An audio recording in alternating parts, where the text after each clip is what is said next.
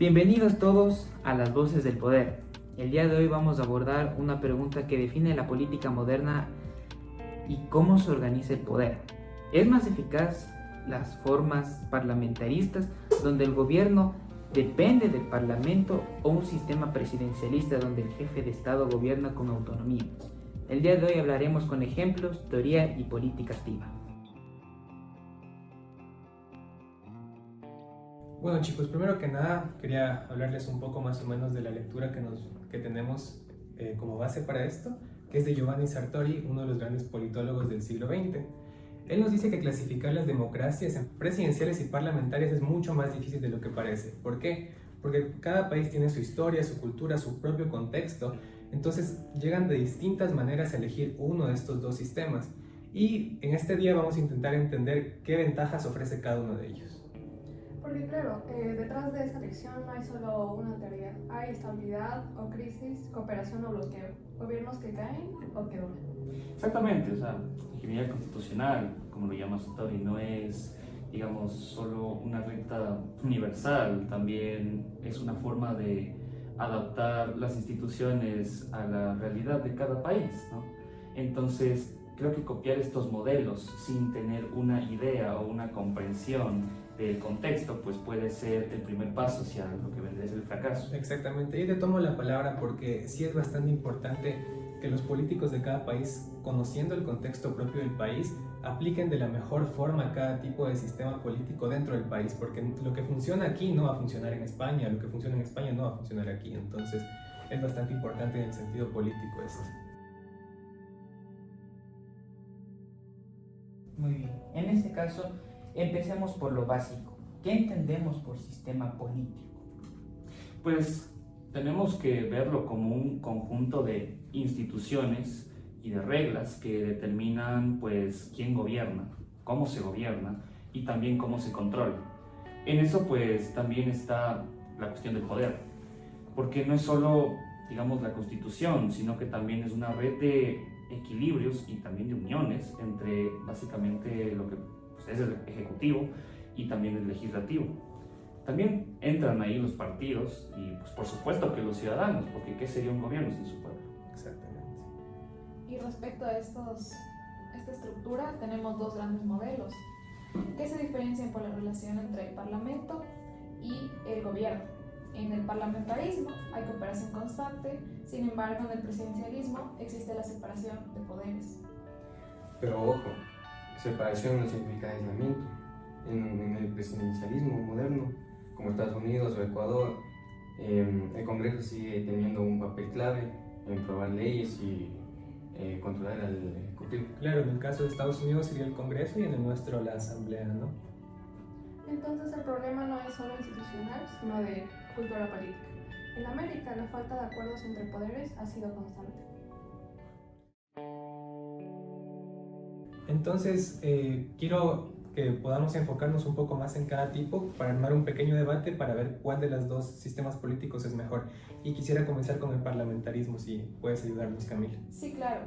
Bueno, el parlamentarismo surge en Europa, especialmente con el modelo británico. Y la característica que es más importante de este modelo es que el gobierno depende del parlamento, es decir, que si pierde su confianza, este cae, lo cual obliga a negociar y a mantener la mayoría legislativa. Pues claro, interrumpiendo un poco, Sartori lo define como un sistema de pues, poderes compartidos entre el Ejecutivo y el Legislativo. Y pues básicamente lo que destaca en eso es la flexibilidad. El parlamentarismo permite reemplazar al Ejecutivo sin provocar una crisis constitucional. Y eso pues lo podemos ver, por ejemplo, en Alemania, donde el canciller puede ser sustituido sin elecciones anticipadas. Bien. En Reino Unido, esa fusión entre el Parlamento y el gobierno crea estabilidad. Los backbenchers del partido gobernante mantienen una línea unificada. La disciplina partidista es altísima. Pero Sartori también advierte los riesgos.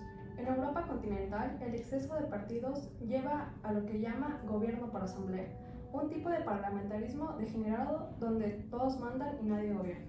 Sí, esto es muy cierto y yo quiero poner el ejemplo de la Tercera República Francesa, que también habla el autor, o incluso de la Italia de los años 50, donde la fragmentación hizo casi imposible la estabilidad de los gabinetes.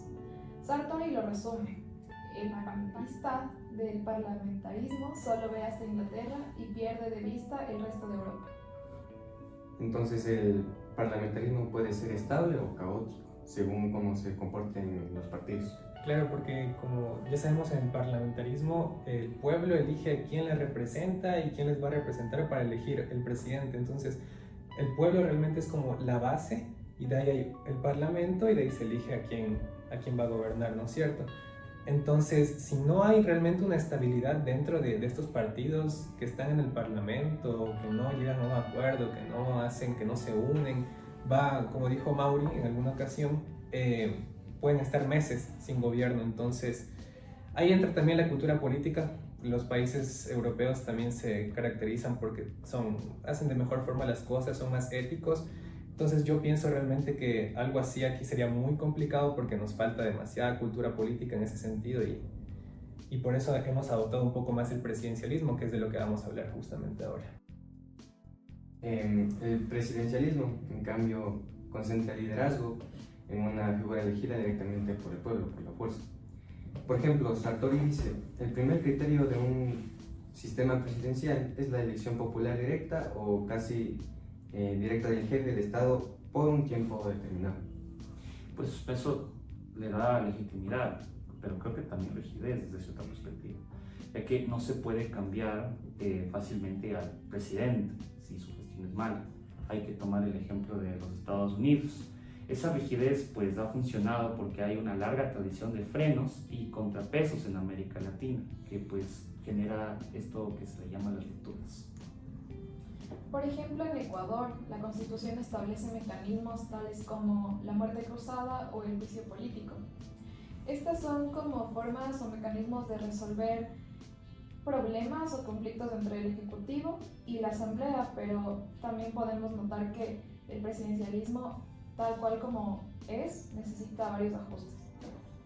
Claro, y de igual manera Sartori advierte que, salvo en Estados Unidos, el presidencialismo ha sido frágil y ha sucumbido ante golpes de estados y crisis.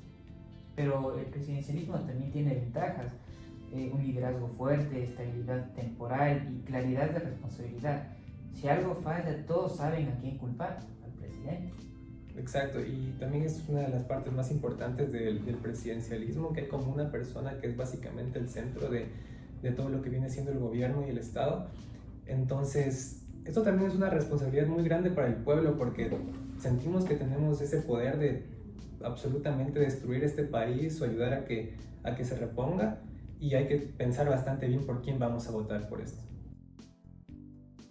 Quisiera invitarles un poco a un debate directo. Voy a hacer unas pequeñas preguntas y quiero que cada uno me responda defendiendo su punto de vista, ¿no?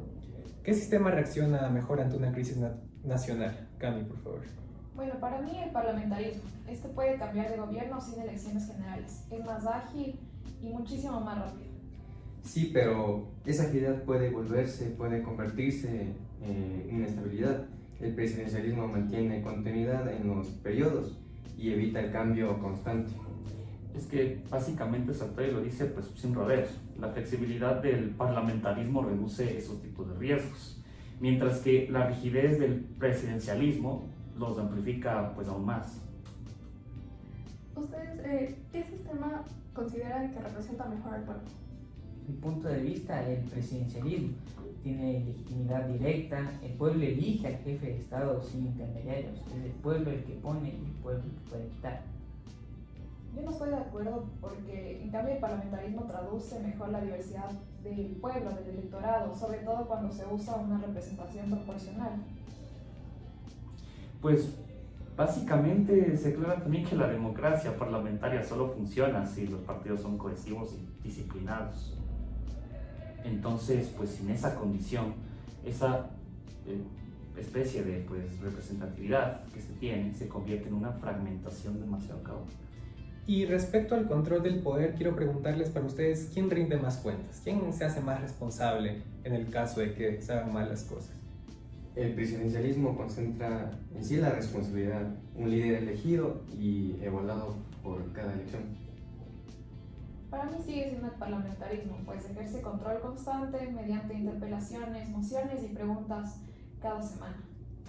Bueno, Sartori decía que en los sistemas parlamentarios la responsabilidad se ve más clara porque el poder está unido.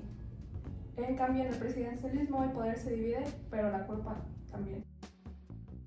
Entonces ya nos estamos acercando un poco al final de lo que viene siendo nuestro podcast y vamos a decir las conclusiones que sacamos de este debate. Por mi parte, ambos sistemas buscan la gobernabilidad, pero lo hacen por caminos distintos, uno por cooperación y otro por independencia. Desde mi punto de vista, el parlamentarismo demuestra que la política puede ser un espacio de diálogo constante. En sí, el presidencialismo, en cambio, apuesta por un liderazgo más fuerte y estable. Sin instituciones sólidas, ambos fracasan. La clave es la cultura democrática, no solo la arquitectura del poder. En ese punto de vista, pues Sartori también lo resume de una manera sabia. No existen sistemas políticos perfectos, solo combinaciones pues más o menos eficaces según la estructura de los partidos y la cultura política que se sostiene. Entonces, básicamente eso da paso a que haya varios tipos de gobiernos, con varios tipos de administración y pues entre ellos vienen cosas buenas y cosas malas. Exacto, yo pienso que lo esencial no es copiar modelos de otros lugares o de otros países, sino diseñar reglas que reflejen la realidad nuestra, simplemente nuestra cultura, nuestra forma de ser. En Latinoamérica no somos iguales que en Europa y por lo tanto lo que funciona en Europa no tiene por qué funcionar aquí como funciona en Europa, ¿no? Y bueno, esa es nuestra conclusión y quería agradecerles a todos por participar en este debate profundo y por acompañarnos en Voces del Poder. Gracias. Esto ha sido todo por hoy, basado en Giovanni Sartori, Ingeniería Constitucional Comparada. Hasta la próxima.